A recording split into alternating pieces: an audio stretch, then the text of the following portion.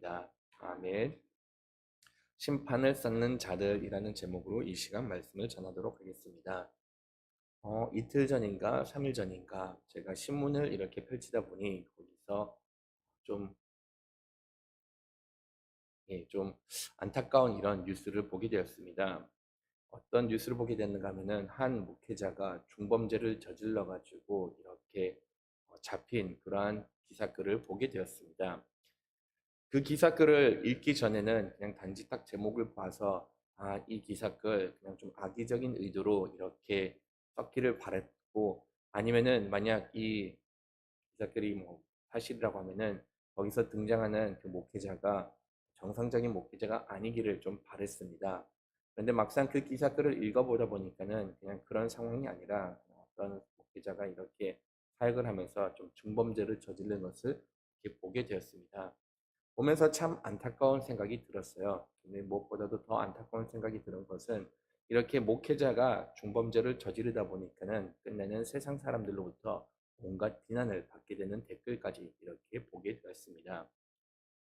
근데 그 댓글을 보다 보니까는 솔직히 좀 마음이 편하지는 않더라고요. 너무나도 이 비방하는 댓글이 심하다 보니까는 어떻게 사람들이 이렇게까지 비방을 할까라는 그런 마음이 같이 들었습니다.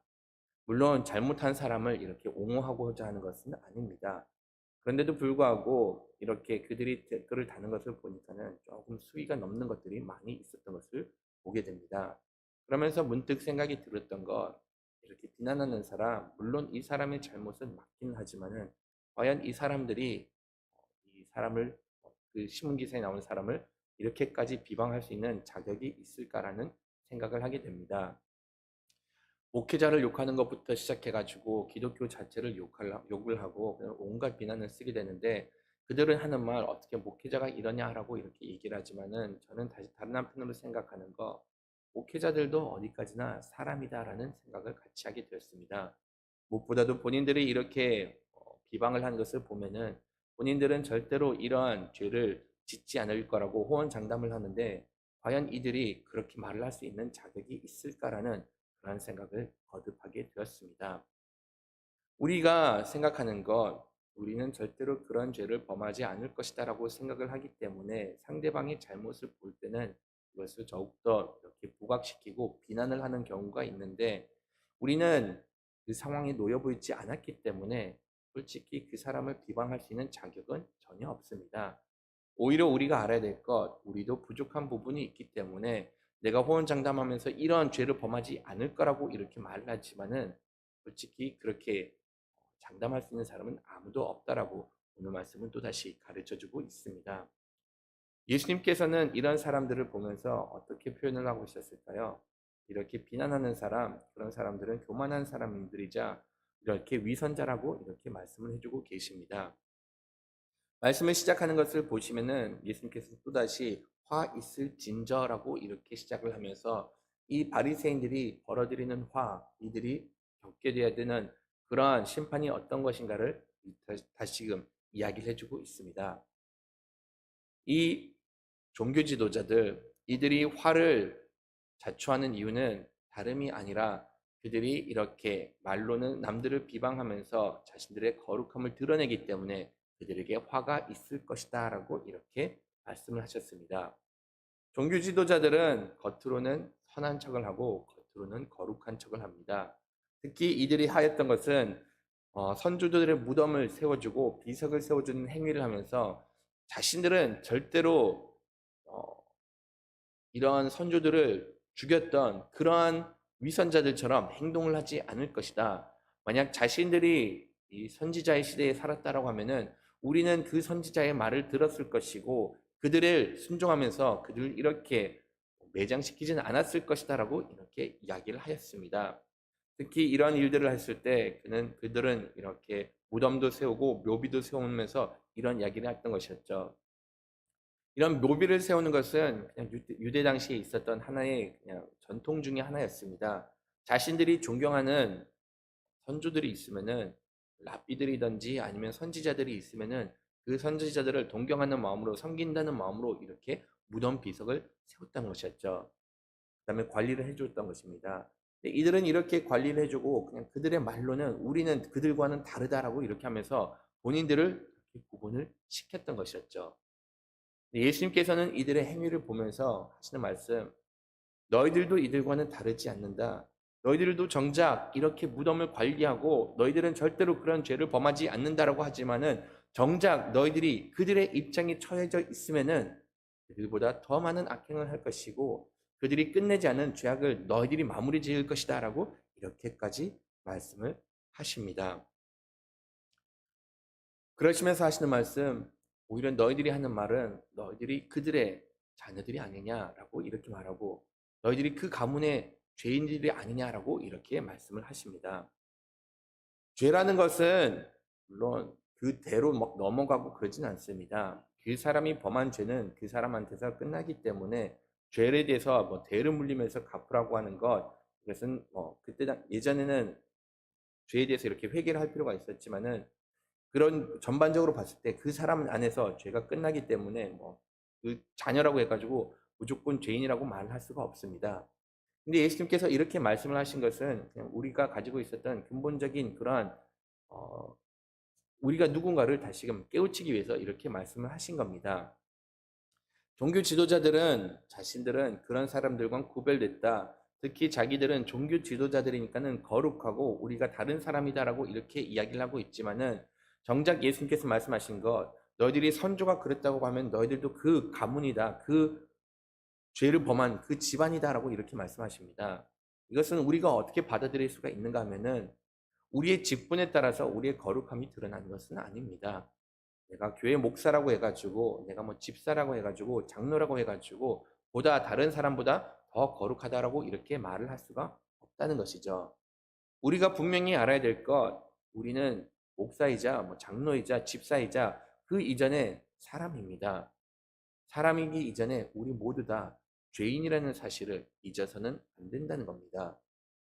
많은 경우 나는 저런 사람들과는 좀 다르지, 저런 사람들과 이렇게 나는 좀 격이 다르지라고 이렇게 생각을 하는데 우리가 저런 사람들과 이런 사람들과 다르다고 말할 수 없는 것, 모든 사람들은 다 하나님 앞에서 죄인이라는 것을 잊어서는 안 된다는 것이죠. 그러면 내가 죄인이다라고 하면은 언제 내가 그런 죄를 범할 줄은 아무도 알 수가 없다는 겁니다. 나는 절대로 이렇게 죄를 범하지 않을 거라고 호언장담을 하는데 그것은 결과적으로는 교만이자 본인이 마치 그 사람보다 좀 더 낫다라고 이렇게 착각을 하고 있다는 것이죠. 많은 경우 사람들은 내가 저 사람들의 죄를 범하지 않으면은 내가 보다 더 나은 사람이다라고 이렇게 생각을 하는데 죄를 범한 사람과 우리와 전혀 다를 것이 없습니다. 단지 내가 그 상황에 처해 보였지 않았기 때문에 나는 그런 죄를 범하지 않을 것이다라고 이렇게 생각을 하는데 정작 내가 그 상황에 놓인다라고 하면은 내가 똑같은 죄를 범하지 않을 거라고 장담을 할 수가 없다는 것이죠. 사람들이 비난을 한 것을 많이 볼 수가 있습니다. 이 사람은 이렇게 해서 문제야, 저 사람은 저렇게 해서 문제라고 이렇게 말하는 사람들이 너무나도 많습니다. 여러분들도 주변에 뭐 음식점 가가지고 온갖 비난을 하고 온갖 잘못을 지적하는 사람들 간혹 볼 때가 있습니다. 그러면 저는 그런 분들에게 좀 이런 질문을 하고 싶어지더라고요.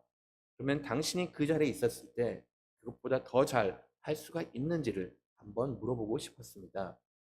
많은 경우 본인은 더 잘할 거라고 이렇게 생각을 하기 때문에 사람들은 주로 비난을 하는데 정작 그 사람을 그 자리에 놓아 보면은 본인도 똑같이 하든지 더 잘하는 것을 보기가 힘들다는 것이죠. 그렇기 때문에 우리가 누구의 잘못을 비난하고 비방할 수 있는 자격 전혀 없습니다. 다 같은 죄인이자 그 상황에 놓이게 된다라고 하면은 다 같이 넘어질 수가 있다는 것이죠. 뭐 이 부분에 대해서는 솔직히 제가 누구를 지적할 필요도 없습니다. 저도 이런 죄를 자주 범하였기 때문에 그냥 저도 똑같은 죄인 이런 실수를 범하였던 것이었죠. 저도 그냥 성도였을 때 목회자가 설교하는 것을 보면서 어떻게 목사가 저렇게밖에 설교를 못할 수가 있나 그렇게 온갖 생각을 하고 그 다음에 신학을 공부를 하다 보니까는 그런 가운데 이런 목회자가 이런 설교를 하면은 그는 신학적으로 맞지 않으면서 않다라고 이렇게 비방하는 것을 저도 경험을 한 적이 있습니다. 그것뿐만이 아니죠.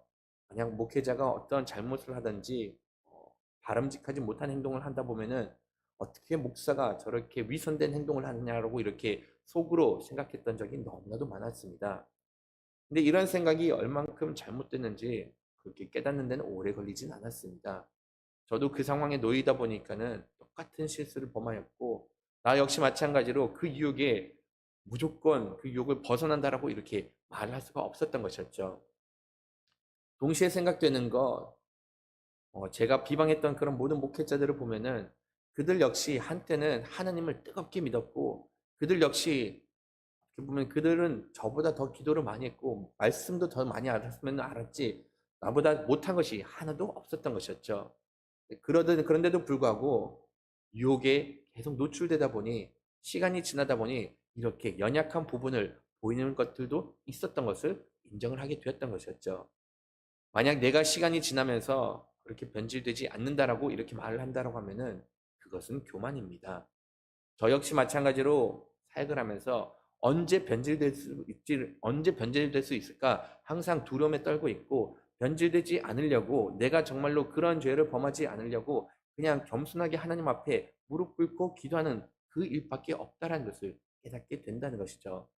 그래서 나는 절대로 그 죄를 범하지 않겠다라고 말하면은 오히려 그런 잘못으로부터 넘어질 수가 있다라는 것은 우리가 분명히 생각을 해야 됩니다.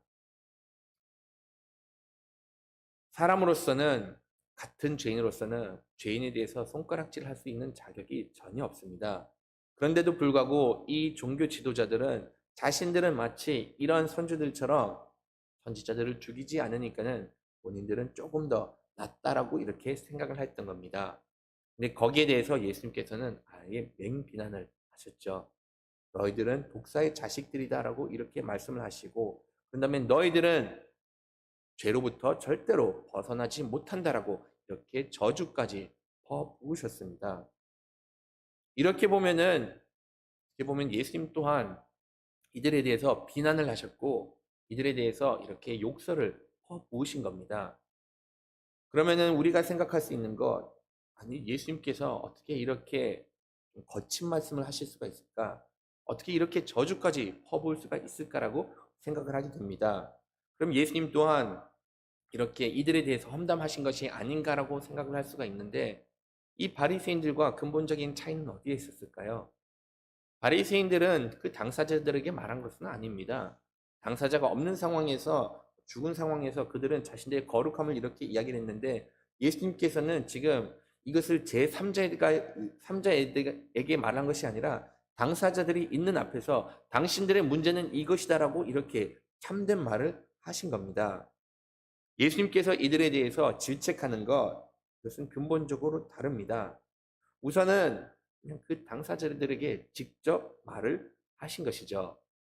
또한 예수님께서 이들에게 말씀을 하셨을 때는 진실을 말씀을 하셨습니다.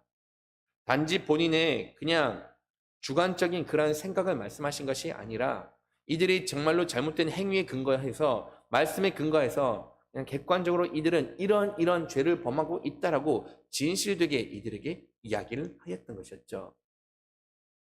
어떻게 보면 예수님께서 이렇게 어, 책망하셨던 거, 그들을 뭐 미워하는 마음에서 이렇게 책망하신 것은 아닙니다. 이들을 사랑하는 마음으로써 이들이 다시금 하나님께 돌아오고자 하는 그런 간절한 마음이 있으셨기 때문에 예수님께서는 이들에게 대해서 이렇게 거칠게 말씀을 하셨던 것이었죠. 사람들은 진실을 말하는 것이 너무나도 가혹하다고 이렇게 말하는 경우가 있습니다. 그리고 관계 개선을 위해서, 관계 유지를 위해서 진실을 말을 하기보다는 차라리 아첨하는 말을 선택하는 경우가 너무나도 많습니다. 정말로 내가 이 사람을 위한다라고 하면은, 그런데 아첨하는 말보다는 때로는 진실을 말을 해야 한다는 것이죠. 진실을 말할 때 뒤에서 말하는 것이 아니라 당사자에게 말을 하는 것이고, 단지 비난으로서 끝나는 것이 아니라 이들에게 있어서 어떻게 하면 개선할 수 있는 것까지 같이 이야기해 줄 필요가 있습니다. 진실을 말하는 것이 너무나도 냉정하다라고 이렇게 생각을 하는데, 정말로 그 사람을 위한다라고 하면은 진실을 말하고 그 사람이 개선할 수 있는 그 길을 열어주는 것이 또한 사랑하는 사람의 해야 할 마음이라는 것이죠. 저도 솔직히 진실을 말하는 거 그렇게 쉽지는 않다는 것은 너무나도 잘 알고 있습니다. 제 아는 지인 중에 한 사람 음식점을 이렇게 차렸는데 그냥 그 음식점 좀 도와준다는 생각이 가서 몇 번 먹어봤던 적이 있습니다. 그러다 보니까는 그 지인도 저에게 이렇게 거듭 물어보더라고요. 어떠냐? 음식 맛 어떠냐라고 이렇게 말을 물어보더라고요. 그 중에서 몇 가지 정말로 맛있는 음식이 있습니다. 정말로 맛있는 음식이 있어서 이거는 내가 먹어본 것 중에서 제일 맛있다라고 이렇게 말합니다. 그런데도 불구하고 그 메인 메뉴 중에서 그들이 그렇게 밀고 있었던 메뉴 중에서 한 가지 음식을 제가 시켜봤는데 그것은 딱 먹어보니까는 너무나도 질기고 맛 자체가 너무나도 이렇게 먹기가 좀 불편했던 음식이었습니다.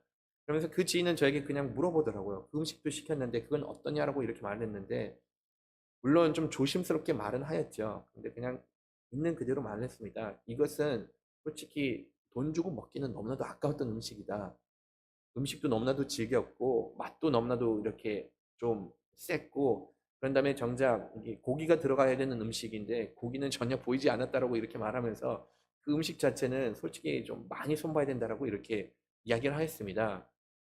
감사하게도 감사하게도 그 지인이 그것을 좀 잘 받아줘 가지고 알겠다. 이것은 좀 개선하겠다라고 이렇게 개선하겠다라고 말을 했는데 정말로 친한 지인인데도 불구하고 그것을 말하기가 정말로 어려웠습니다. 그런데 이 사람이 정말로 잘 되기를 원한다라고 하면은 때로는 그 사람에 대해서 어떻게 개선을 해야 되는지까지 이야기를 하면서 진실되게 말을 해야 했던 것이었죠. 예수님께서 우리가 사람들에게 칭찬을 하면은 그 칭찬은 동기부여는 될 수가 있습니다. 만약 어떤 사람들이 이렇게 무엇을 하는데 좀 더 힘을 내기 위해서는 칭찬을 할 수가 있습니다. 하지만 개선을 만약 우리가 원한다라고 하면은 그 개선이 이루어지기 위해서는 그 사람이 그 사실을 이렇게 파악을 해야 되고 그다음에 그 사실을 있는 그대로 받아들일 수 있도록 진실을 말을 해야 된다는 것이죠. 예수님께서도 말씀을 하셨던 것 이들이 변하기 위해서 조금 냉정하고 조금 가하긴 하지만은 이들이 정말로 잘 되기 위해서 있는 그대로 말씀을 하셨던 겁니다. 너희들은 독사의 자식들이다. 너희들이 계속 이 길을 걸어간다라고 하면은 끝내는 너희들은 지옥으로밖에 갈 수가 없다라고 이렇게 말씀을 하셨습니다. 그리고 나서 이들에게 좀 더 경각심을 일으키기 위해서 너희들은 앞으로 내가 너희들에게 선지자와 앞으로 너희들에게 하나님의 말씀을 전하는 사람들을 보낼 것인데 너희들이 하는 행동이 어떻게 될 것이냐까지 이렇게 말씀을 해주십니다. 너희들은 내가 사람을 보내고 하나님을 사람이 보낸다고 하더라도 끝내는 너희들은 채찍질을 할 것이고 그들을 십자가에 못 박을 것이고 그런 다음에 마을을 쫓아다니면서 그들을 구박할 것이다라고 이렇게 말씀을 하셨습니다. 예수님께서 말씀하신 것들 앞으로 이들이 하는 그 각종 죄악들을 정확하게 짚어 말씀하셨습니다. 예언을 하신 것이죠. 이들이 실제적으로 했던 것은 예수님을 십자가에 못 박혀 죽입니다.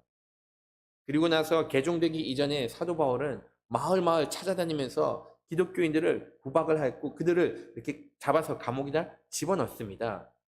회당에서 채찍질하는 것 예수님의 제자들이 이렇게 회당에서 채찍들을 당하였습니다. 구타를 당하였습니다. 결과적으로는 이들은 자신들은 이것을 하지 않을 것이다라고 이렇게 말을 하였지만은 너희들 또한 너희들의 선조처럼 똑같이 죄를 범하게 될 것이다라고 이렇게 말씀하셨습니다. 예수님께서는 이들이 이런 길을 걷는 거 절대로 원하지 않았습니다. 예수님의 마음은 37절에서 볼 수가 있는데 다 같이 한번 37절 말씀을 한번 읽어보도록 하겠습니다. 예루살렘아 예루살렘아 선지자들을 죽이고 내게 파송된 자들을 돌로 치는 자들이여 암탉이 그 날개 아래에 모음같이 내가 내 자녀를 모으려 한 일이 몇 번이더냐 그러나 너희가 원하지 아니하였도다. 이 말씀이 어떻게 보면은 그냥 가장 가슴 아픈 말씀이 아닌가라는 그런 생각을 하게 됩니다. 예수님께서는 진정 이 종교 지도자들에 대한 마음이 여기서 다 드러나고 있습니다. 예수님께서는 바리새인들과 서기관들 이들이 자기를 죽일 거라는 것을 알았는데도 불구하고 예수님의 마음은 마치 암탉이 그 새끼를 날개 아래에 모은 것과 같은 마음을 품었다라고 이렇게 말씀을 해주고 있습니다. 부모가 자녀를 사랑했듯이 어떤 상황이 벌어진다고 하더라도 이 자녀들이 얼만큼 악한 죄악을 범한다고 하더라도 이들을 밀쳐내지 않고 끝까지 날개로 품어주는 그런 마음으로써 이들을 돌봤다라고 이렇게 말씀하셨습니다. 실질적으로 예수님께서 3년 동안 사역을 하시면서 이들에게 적대적인 의사를 표현하지는 않으셨습니다. 그들에게 오히려 사랑으로 다가왔고 그들이 잘못한 것에 대해서 지적을 해주시고 그들이 어떻게 하면 개선할 수가 있을까 온갖 가르침과 예화를 통해서 이들에게 기회를 주고 회개하면서 돌아올 길을 이렇게 마련을 해 주셨습니다. 그런데도 불구하고 이들은 날개 아래 모이지 않고 오히려 하나님의 그들은 끝까지 본인이 이렇게 마음대로 행하면서 예수님을 구박을 하면서 십자가에 못 박혀 버린 것이죠. 왜 이렇게 돌아오지 않았을까요? 말씀에 보시면은 너희가 원하지 아니하였도다라고 이렇게 말씀에 기록이 되어 있습니다. 비록 예수님께서 너희들이 이 길을 가는 것이 죄악된 길이다라고 거듭 말씀해 줬는데도 불구하고 이 종교 지도자들은 자신들에게 떨어지는 유익이 있기 때문에 당장 즐거움과 기쁨이 있고 당장 자신들에게 이득이 되는 것이 있기 때문에 진리를 따르기보다는 자신들의 죄악된 삶을 살기를 원하였다라고 이렇게 말씀을 해주고 있습니다. 때로는 하나님께서 우리가 범하는 죄로부터 돌아서기를 원하고 계십니다. 보다 더 거룩한 하나님의 백성으로서 서기를 원하고 더 이상 위선과 교만이 없는 신실한 겸손한 하나님의 자녀가 되기를 원하고 계실 때가 있습니다. 그런데도 불구하고 우리가 그 잘못을 고치지 못하는 것은 다른 이유가 아닙니다. 내가 그것을 원하기 때문에 끝내는 내 죄악된 습성대로 살기를 원하기 때문에 그 잘못으로부터 벗어나오지 못하고 있다는 것이죠. 하나님께서는 우리를 사랑해 주시고 절대로 놓아주시는 분은 아닙니다.